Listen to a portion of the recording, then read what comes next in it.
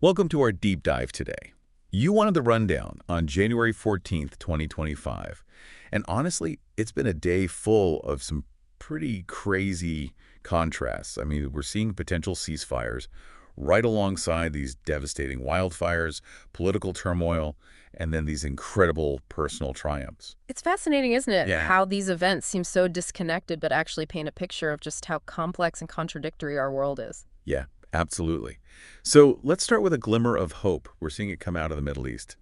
After 15 really grueling months, there's finally a draft agreement for a ceasefire between Israel and Hamas in Gaza. Right. This conflict has tragically become the deadliest in the whole history of the Israeli-Palestinian struggle.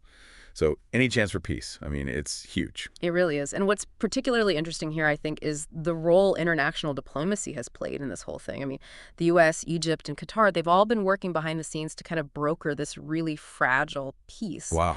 It really highlights how important collaboration is on the global stage. It makes you wonder, does this signal some kind of a shift towards more cooperative approaches to resolving conflict?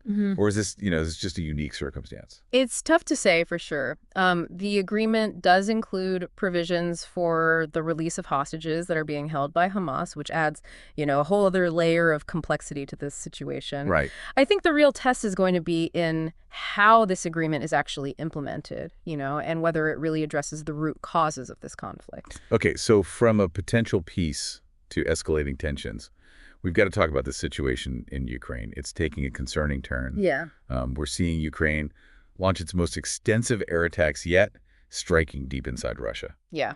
This is a significant escalation. We haven't seen Ukraine target Russia on this scale before. Right. It really suggests that they're changing up their strategy. And maybe it's also like a sign that they're feeling a bit more confident in their capabilities. Does this increase the likelihood of a wider conflict then? Or could this be some kind of strategic move to force Russia to the negotiating table? It's really hard to say. It's such a delicate balance. On one hand, this could show just how determined Ukraine is, and put more pressure on Russia.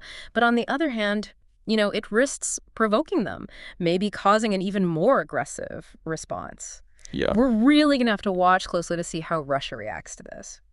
Meanwhile, here in the U.S., we're dealing with a different kind of crisis altogether. Yeah. Devastating wildfires are raging in Los Angeles right now, with tragic loss of life and homes. Yeah. It's a stark reminder of how much climate change is threatening us. Yeah, the National Significant Wildland Fire Potential Outlook, they've been warning about this for a while now. Really? Yeah, they predicted a really severe fire season for Southern California. And, unfortunately, we're seeing those predictions become reality. Yeah, amidst this whole tragedy, though, we are seeing these acts of incredible courage and generosity. Did you hear about Elon Musk making that special delivery to support the first responders who were battling the LA wildfires?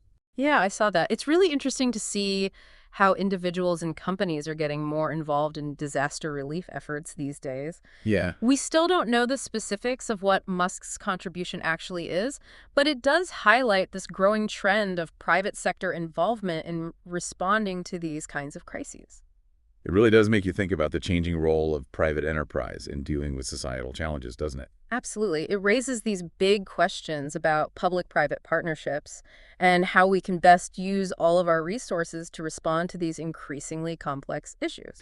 Okay, so back on the political front now, the U.S. is getting ready for Donald Trump's second-term inauguration, which is set for January 20th. Right. But there's already some controversy brewing. Yeah, former President Jimmy Carter recently passed away, and that sparked a whole debate about protocol. The decision to keep the flags at full staff for the inauguration is kind of breaking with the tradition of having them at half staff after a former president dies. Right. It's generated a lot of mixed reactions. Yeah, it seems like even symbolic gestures are becoming increasingly politicized these days. I think it reflects the deep divisions we have in our society and how those divisions are playing out, even in moments that are usually about unity and respect. And adding to all of the political drama, a special counsel report has just dropped a bombshell. Yeah.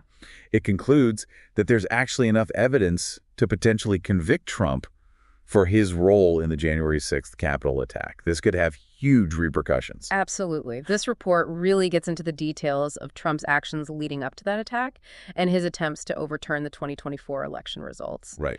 It raises some fundamental questions about accountability, the rule of law, and what the future holds for American democracy. It's going to be fascinating to see how this all plays out. Yeah. And a little unnerving. It's definitely a pivotal moment in American history. The decisions that are made in the coming weeks and months are going to have a huge impact on our nation. And while all this is happening in America, with their political future, across the Atlantic, there's a different kind of rumbling that's got people a bit on edge. Remember that Icelandic volcano we mentioned earlier? Oh, right, right. It's causing some serious concern for the folks in the aviation world. Yeah, the one where they bumped up the alert level to yellow. Uh-huh. What are the chances we're looking at another Age-off Jelly Yokel situation here, where air travel was totally shut down for weeks? It's too early to say for sure right now, but airlines are definitely paying attention. Volcanic ash is a real nightmare for aircraft engines, so they're keeping a very close eye on the situation, and they're getting ready for potential flight path changes or even cancellations if things get worse. Yeah, it's a good reminder of how nature can just disrupt all of our plans, even with all of our technology and everything. Oh, absolutely. And speaking of disruptions, the tech world is having a bit of a shakeup today, too. Meta, the parent company of Facebook, just announced they're cutting 5% of their workforce. Wow. That's over 3,600 people losing their jobs. Yeah, that's a lot of people. I know they've been talking about streamlining and focusing on efficiency, but that's still a huge impact on people's lives.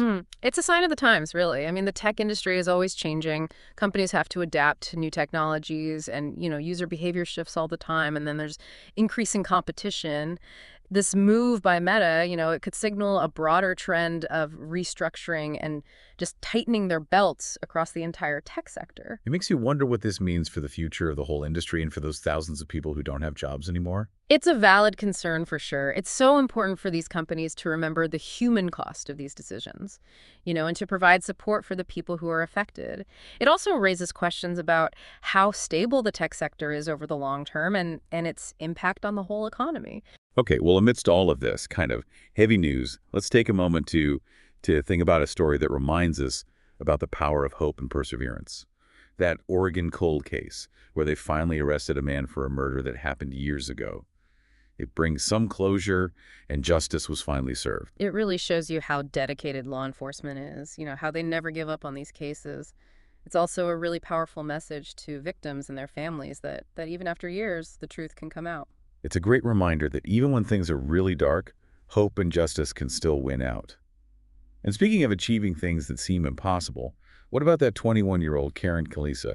She just became the youngest person to ever ski to the South Pole. Yeah, it's amazing. Skiing over 700 miles across Antarctica at that age, it's just extraordinary. It's so inspiring. Her story reminds us that age doesn't have to stop us from going after our dreams and pushing our limits. It's such a great antidote to all the cynicism out there, and it reminds us what the human spirit can do. And speaking of incredible, though in a much different way, let's go back to that ongoing rescue effort at that abandoned gold mine in South Africa. Oh, right. Things are still really dangerous there. It's heartbreaking to think about those miners, the Zama-Zamas they're called, those illegal miners who are working in such dangerous conditions being trapped underground. The rescue teams are facing a huge task, and time is running out. Yeah, the mine is really unstable, which makes the rescue so risky. It's a race against time. And we don't know what's going to happen. This tragedy just shines a light on the desperate circumstances that force people into such dangerous work. It really makes you think about the economic inequality and the lack of opportunity that push people to take such risks, It's such a complex issue. There's no easy solution. But this tragedy definitely emphasizes how urgently we need to find safer and more sustainable ways for everyone to make a living. Well said.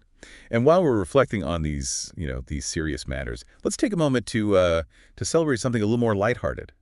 The Good Gravy roller coaster at Holiday World just won Best New Theme Park Attraction. Oh, wow. It shows you just how creative people are and how much we all love to have a bit of fun. It's a good reminder that even in a world with so many challenges and complexities, there's still room for joy and laughter and a little bit of whimsy. A roller coaster all about Thanksgiving dinner. I have to admit, I'm not sure I'm ready for a gravy-themed loop-de-loop, but I do admire their dedication to the concept. It's certainly unique. But speaking of unique, remember that bizarre medical marvel we mentioned earlier? Oh, yes. The man in India who went in for hernia surgery and they found A uterus and an ovary inside his body. What a twist. It's a real medical mystery. It challenges everything we know about human biology and just raises so many questions. It just goes to show there's always something new to learn and be amazed by, even in medicine. Absolutely. The world is full of surprises. Some are delightful, some are challenging, and some are just plain weird. Right. But they all add to the richness of the human experience. So as we're wrapping up this part of our deep dive into January 14th, 2025, what are some of the main things that stick out to you? For me, it's the contrasts we've seen all day long. We saw the potential for peace, but also these conflicts that are getting worse. Devastating natural disasters, but then these amazing acts of human resilience, political turmoil, but also these personal victories. It's been quite the emotional roller coaster, that's for sure. It reminds you that our world is so complex and multifaceted, full of these contradictions and just, things that don't seem to fit together. Exactly. And even with all the chaos and the uncertainty, there's still hope. And it reminds us how strong the human spirit really is. That's a great way to put it.